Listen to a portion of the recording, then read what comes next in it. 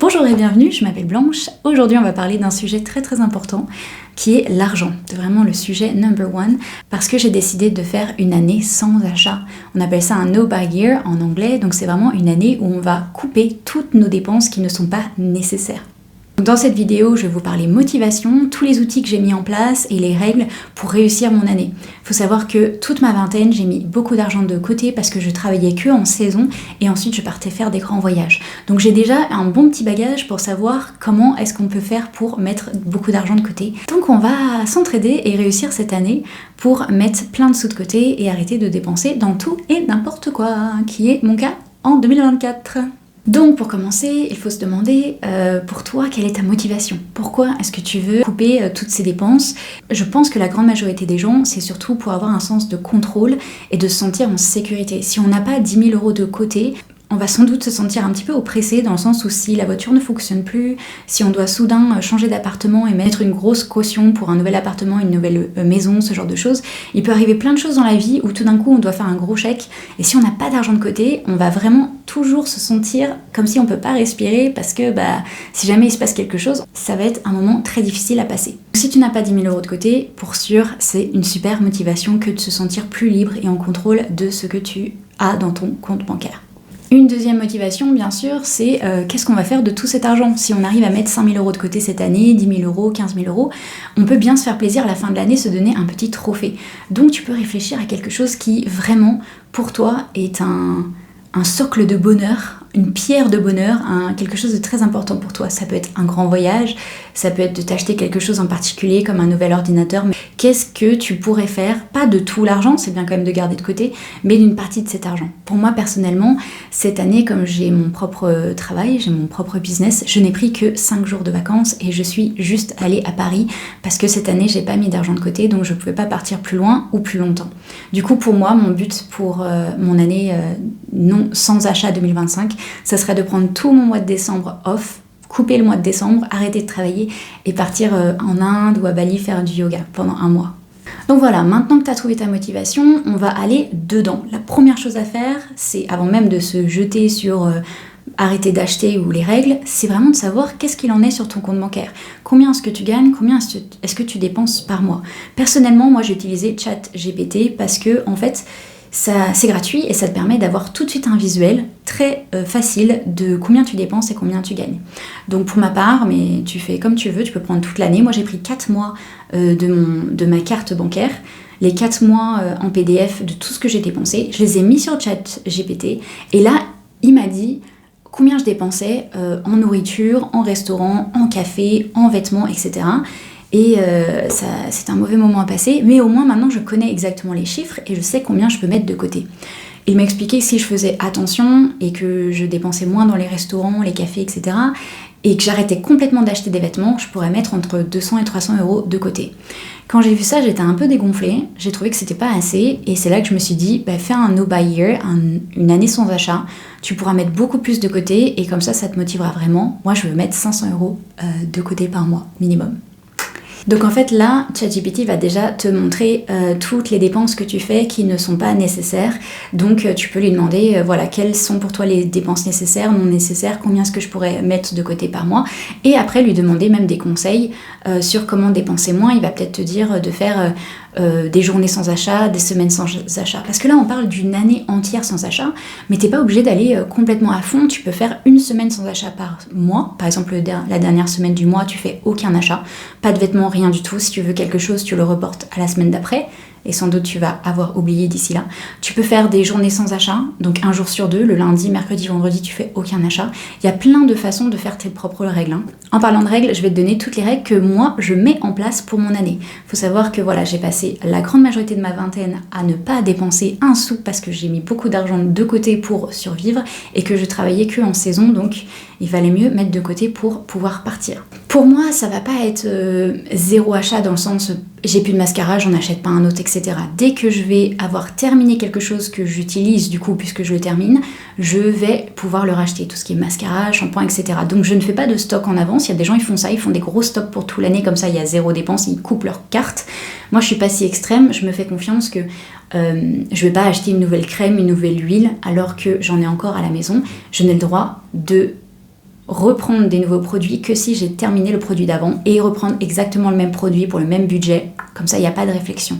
En fonction de tes dépenses, tu vas savoir quel est ton problème à toi. Peut-être que tu dépenses dans les jeux vidéo. Moi, mon problème, c'est les cafés et les pâtisseries. Je dépense beaucoup, je vais souvent dans les cafés. Donc ça, c'est mon obstacle. Donc tu vas réfléchir à quel est l'obstacle, pourquoi tu dépenses tant dans les jeux vidéo, par exemple. Moi, mon obstacle, c'est les cafés. Mais le truc, c'est que je ne peux pas arrêter d'aller dans les cafés puisque ça fait aussi partie de mon travail. Je suis prof de yoga et je passe beaucoup de temps dans les cafés pour travailler. Donc ça m'aide à travailler vraiment. Je ne peux pas rester chez moi toute la journée, ça me rendrait complètement folle. Mais aussi pour voir mes élèves, des fois j'ai des rendez-vous business dans des cafés.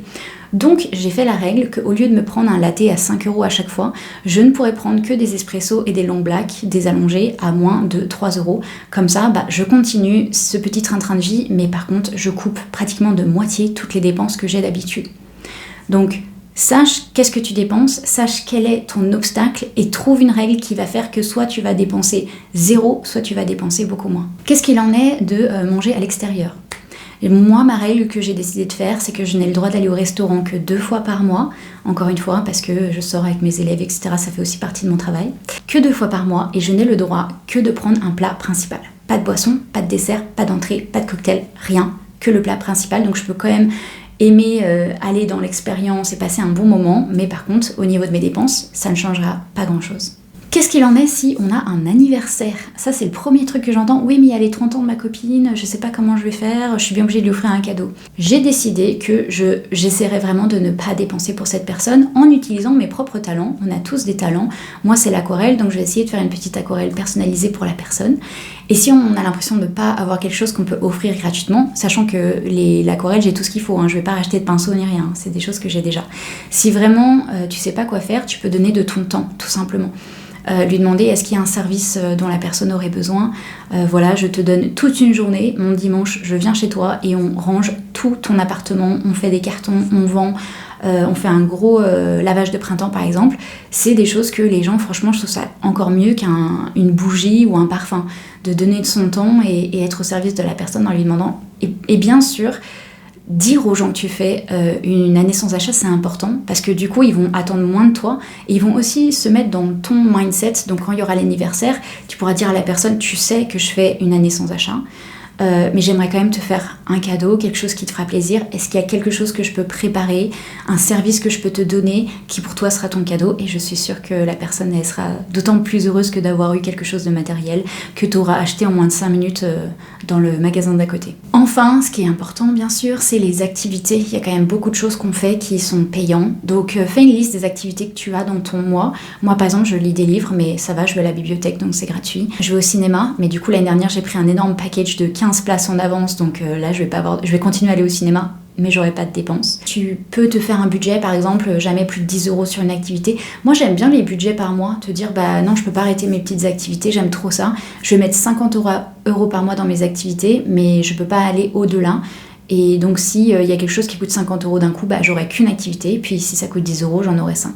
Mais je pense que c'est fun d'aller chercher les activités gratuites, d'aller marcher avec ses amis en ville. Il y a plein de choses qu'on peut faire gratuitement qui sont vraiment cool. Je pense que la santé mentale va au-delà de l'argent que tu mets de côté. Que s'il y a des choses qui pour toi sont primordiales pour aller bien et aussi aller de l'avant et avoir une vie plus heureuse, tu dois mettre l'argent dedans. Moi par exemple, je vois une psy toutes les 5 semaines, je ne vais pas arrêter de la voir, je vais continuer à payer ça. Tout ce qui est sport, c'est extrêmement important pour sa santé mentale et physique, il faut surtout pas l'arrêter. Donc ça, c'est pareil, c'est quelque chose que je ne couperai pas. Je vais à la danse tous les samedis, je continuerai à la danse, de toute façon c'est déjà payé, donc ça je le couperai pas. Donc je pense qu'il faut quand même faire la part des choses. C'est bien d'être extrême si vraiment t'es dans une situation extrêmement précaire, mais si t'es pas dans une situation précaire, arrêter d'acheter des choses matérielles, c'est déjà un énorme point.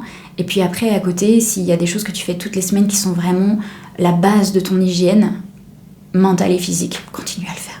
Ensuite, bien sûr, il faut calculer. Et ça, c'est le plus fun, c'est de voir à quel point on met d'argent de côté. Donc, je te montre mes systèmes. Donc ça, ce que je vais te montrer, c'est un système que j'ai déjà depuis très longtemps, parce que c'est très important de savoir ce qu'on met de côté par mois, ce qu'on dépense, etc., plutôt que se voiler la face et se mettre encore plus en anxiété de « je sais même pas combien j'ai dépensé ce mois-ci, est-ce que j'ai pris dans mon compte bancaire de côté, je me souviens pas ». Donc moi, il y a quelques temps, longtemps. En fait, avant je le dessinais à la main, mais maintenant que j'ai une tablette, je l'ai fait sur ma tablette. Tada, ma petite jar, mon petit pot. Si tu veux l'avoir en PDF, envoie-moi un message privé, je te l'enverrai.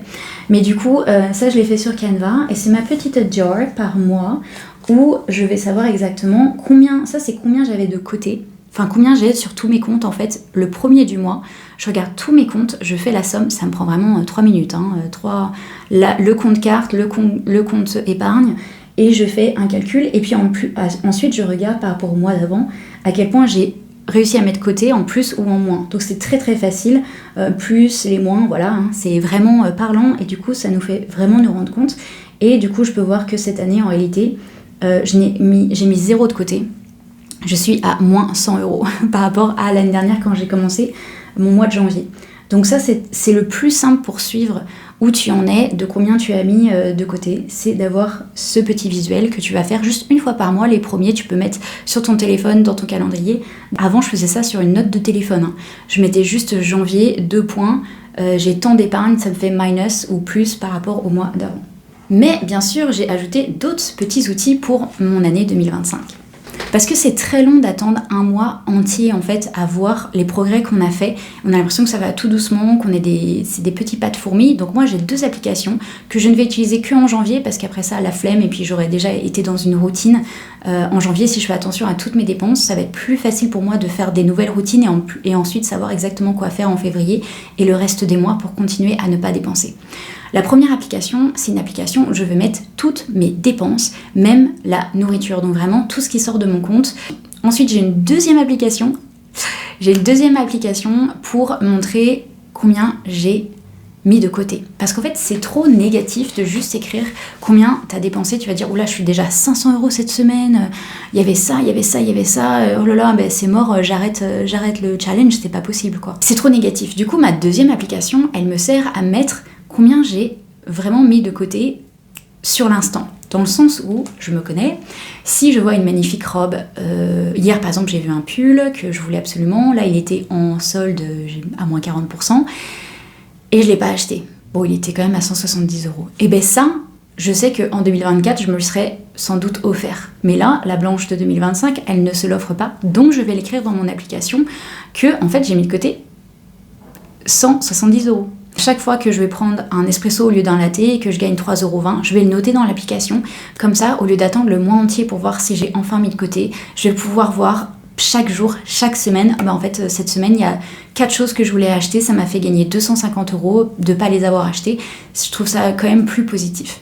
Moi, ce qui m'aide, bien sûr, c'est d'en parler aux gens. Alors, YouTube, ça va m'aider à me dire, non, faut pas que j'abandonne le projet. J'ai des gens qui me suivent sur YouTube pour ça, pour voir où j'en suis chaque mois. Donc, ça va vraiment, vraiment m'aider. Donc, merci beaucoup.